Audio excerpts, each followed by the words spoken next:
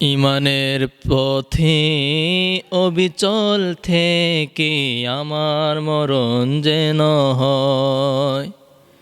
ইমানের পথে অবিচল থেকে আমার মরণ যেন হয়। তোমারই কাছে মিনতি আমার মহামহিম দয়াময়, মহিম দয়াময়। ইমানের পথে অবিচল থেকে আমার মরণ যেন হয়। ইমান, কত আলেম কত ওলামা ইমান হারা হয়ে মৃত্যুবরণ করেছে। রাসূল পাক সাল্লাল্লাহু আলাইহি ওয়াসাল্লামের এক সাহাবী যুদ্ধ করতেছে, এমনভাবে কাফেরদেরকে মারতেছে, সাহাবীরা তার ব্যাপারে প্রশংসা করতেছে। আয়েশা নবী করিম সাল্লাল্লাহু আলাইহি ওয়াসাল্লামের কাছে বলেন, হে আল্লাহর রাসূল, আপনার এই সাহাবী তো অনেক শক্তি নিয়ে যুদ্ধ করতেছে, কাফেরদেরকে কচু পাতার মতো পোষাইতেছে। নবী করিম সাল্লাল্লাহু আলাইহি ওয়াসাল্লাম ইরশাদ করলেন, আমার এই সাহাবী জাহান্নামে যাবে। বলি নাউজুবিল্লাহ। এক সাহাবী মনে মনে ভাবলেন, নবী করিম সাল্লাল্লাহু আলাইহি ওয়াসাল্লাম যেহেতু বলছেন, অবশ্যই কোনো না কোনো কারণ তো আছে।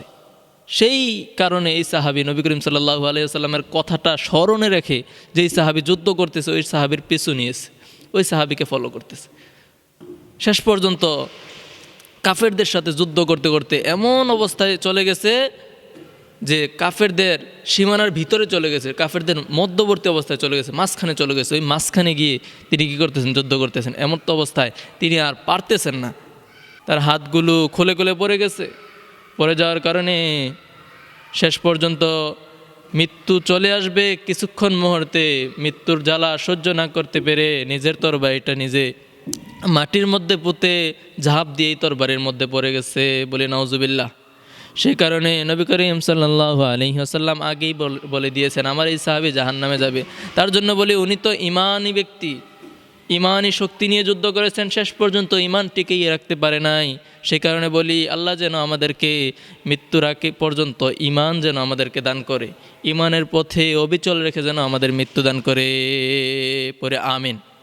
ইমানের পথে অবিচল থেকে আমার মরণ যেন হয়।